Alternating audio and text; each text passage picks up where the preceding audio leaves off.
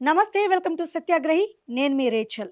ఇవాల్టి major updates మన news ఓవర్వ్యూలో చూద్దాం. మున్సిపల్ ఎన్నికల నేపథ్యంలో పార్టీ నేతలకు కీలక సూచనలు చేశారు బీఆర్ఎస్ అధినేత కేసీఆర్. పలువురు కీలక నేతలు, ప్రజా ప్రతినిధులతో సమావేశమైన కేసీఆర్ మున్సిపల్ ఎన్నికలపై చర్చించి వారికి దిశానిర్దేశం చేశారు. గ్రౌండ్ లెవెల్లో పార్టీ బలంగా ఉందని, బరిలో రెబల్స్ లేకుండా చూసుకోవాలని ఆయన ఎమ్మెల్యేలకు సూచించారు. ఉమ్మడి రంగారెడ్డి జిల్లాలో పార్టీ బలోపేతమవుతోందని స్పష్టం చేశారు. అంతేకాకుండా పార్టీలో చేరికలపై కూడా కీలక వ్యాఖ్యలు చేశారు. త్వరలోనే పార్టీలో చాలా మంది చేరనున్నారని వెల్లడించారు కేసీఆర్. రాష్ట్రంలో మున్సిపల్ ఎన్నికల ప్రక్రియ కొనసాగుతోంది. 116 మున్సిపాలిటీలు, 7 కార్పొరేషన్లలోని 2996 వార్డులకు సంబంధించి దాఖలైన నామినేషన్ల స్క్రూటినీ ప్రక్రియ పూర్తయింది. నామినేషన్ల పరిశీలన తర్వాత మొత్తం 19,608 మంది అభ్యర్థులు ఎన్నికల బరిలో నిలిచినట్లు అధికారులు వెల్లడించారు. ఇక రేపటితో నామినేషన్ల ఉపసంహరణ గడువు కూడా ముగియనుంది. దీని తర్వాత అభ్యర్థుల తుది జాబితాను అధికారులు ప్రకటించనున్నారు. అనంతరం ఆ లిస్టును అధికారికంగా ఆన్లైన్లో పొందుపరచనున్నారు. ఈ నెల 11న పోలింగ్, 13న ఓట్ల లెక్కింపు ఉండనుంది. సిట్ చీఫ్ సజ్జనార్ వ్యాఖ్యలపై ఆగ్రహం వ్యక్తం చేశారు మాజీ మంత్రి హరీష్ రావు.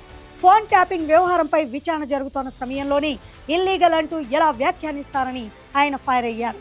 సజ్జనార్ కామెంట్స్ రాజకీయ ప్రేరేపిత వ్యాఖ్యలని మండిపడ్డారు. ఈ వ్యాఖ్యలను కోర్టు ధిక్కరణ కింద పరిగణించాల్సి ఉందని చెప్పుకొచ్చారు. దర్యాప్తు సంస్థలు స్వతంత్రంగా, చట్టపరంగా పనిచేయాలని హరీష్ రావు డిమాండ్ చేశారు. తీర్పులు కోర్టుల ద్వారా వెలువడాలి, కానీ పోలీస్ సందేశాల ద్వారా కాదని ఆయన హితవు పలికారు. మాజీ మంత్రి ఎర్రబెల్లి దయాకర్ రావు సహా 33 మంది బీఆర్ఎస్ నేతలపై కేసు నమోదు చేశారు పోలీసులు. కేసీఆర్ సిట్ విచారణ నేపథ్యంలో వరంగల్, ఖమ్మం ప్రధాన రహదారిపై ప్రభుత్వానికి వ్యతిరేకంగా నిరసన తెలపడంతో వారిపై కేసు నమోదైనట్లు తెలుస్తోంది. పోలీసుల విధులకు ఆటంకం కలిగించారని ఎర్రబెల్లి దయాకర్ రావుతో పాటు మరో 33 మందిపై మహబూబాబాద్ జిల్లా తొర్రూరు పోలీసులు కేసు నమోదు చేశారు. వైఎస్ఆర్సీపీ కీలక నేత అంబటి రాంబాబుకు కోర్టు 14 రోజుల జ్యుడిషియల్ రిమాండ్ విధించింది. ఏపీ ముఖ్యమంత్రి చంద్రబాబుపై అనుచిత వ్యాఖ్యలు చేశారంటూ అంబటి రాంబాబును అరెస్ట్ చేసిన పోలీసులు గుంటూరు ప్రత్యేక మొబైల్ కోర్టులో ప్రవేశపెట్టారు. ఈ కేసును విచారించిన కోర్టు రిమాండ్ విధించడంతో తెల్లవారుజామున పోలీసులు రాజమండ్రి సెంట్రల్ జైలుకు తరలించారు. అంతకుముందు టీడీపీ కార్యకర్తలు రెచ్చిపోయారు. అంబటి రాంబాబు ఇంటిపై దాడులకు పాల్పడ్డారు. ఫర్నిచర్ను ధ్వంసం చేసి ఇంటికి నిప్పు పెట్టారు. అక్కడితో ఆగని టీడీపీ శ్రేణులు ఆ తర్వాత ఇబ్రహీంపట్నంలోని జోగి రమేష్ ఇంటిపై సైతం దాడికి ప్రయత్నించారు. పెట్రోల్ బాంబులు, కర్రలు, రాళ్లతో విరుచుకుపడి ఆ ఇంటికి కూడా నిప్పు పెట్టారు. ఏపీలో జరుగుతున్న దాడులపై తీవ్రంగా మండిపడ్డారు ముద్రగడ పద్మనాభం. ఈ మేరకు ఏపీ సీఎం చంద్రబాబుకు ఆయన లేఖ రాశారు. రాష్ట్రంలో పాలన గాడి తప్పిందని విమర్శించారు. రాష్ట్రంలో ఎమర్జెన్సీ పెడితే పదవీ కాలం అయ్యే వరకు ప్రతిపక్షాన్ని జైల్లో పెట్టడానికి ఉపయోగపడుతోందంటూ ఎద్దేవా చేశారాయన. మాజీ మంత్రులు విడదల రజని, అంబటి రాంబాబు, జోగి రమేష్ను అవమానించేలా వ్యవహరించడం ఎంతవరకు సమంజసమని ప్రశ్నించారు. తిరుమల లడ్డూలో నెయ్యి కల్తీ జరగలేదన్న సిబిఐ రిపోర్టు నుంచి దృష్టి మరల్చడానికే ఇవన్నీ చేస్తున్నారంటూ ఆగ్రహం వ్యక్తం చేశారు.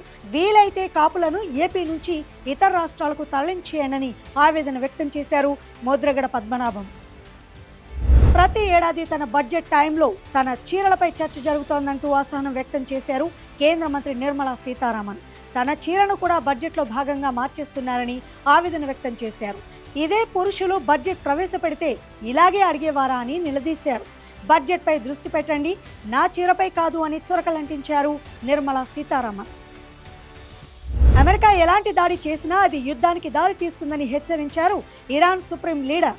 ఇరాన్ తమ దారికి రాకపోతే దాడి చేస్తామంటూ ట్రంప్ వార్నింగ్ ఇవ్వడంతో ఖమేనీ కౌంటర్ ఇచ్చారు. అంతేకాకుండా హోర్ముజ్ జలసంధిలో సైనిక విన్యాసాలు కూడా చేపట్టేందుకు అంతా సిద్ధం చేసింది. దీంతో పశ్చిమాసియా వ్యాప్తంగా పరిస్థితులు ఉద్రిక్తంగా మారాయి. T20 వరల్డ్ కప్లో ఇండియాతో మ్యాచ్ ఆడేది లేదన్న పాకిస్తాన్ ప్రకటనపై టీమిండియా దిగ్గజ క్రికెటర్ సునీల్ గవాస్కర్ సెటర్లు వేశారు. ఏదైనా ఒక ప్రకటన చేసి వెంటనే వెనక్కి తీసుకోవడం పాకిస్తాన్కు అలవాటే అని ఎద్దేవా చేశారు. వాళ్ళ ప్లేయర్లు రిటైర్మెంట్ వెనక్కి తీసుకున్నట్లే పీసీబీ కూడా తన నిర్ణయంపై యూటర్న్ తీసుకోవడం ఖాయమని అన్నారు సునీల్ గవాస్కర్. బంగారం వెండి ధరల పతనం కొనసాగుతోంది. ముందు ఆకాశమే హద్దుగా చెలరేగిన పసిడి వెండి ధరలు ఈ 3 రోజుల్లో భారీగా తగ్గాయి. తాజాగా 24 క్యారెట్ల 10 గ్రాముల బంగారం ధర ఏకంగా 9,050 రూపాయలు తగ్గి 1,51,530 రూపాయలకి దిగొచ్చింది.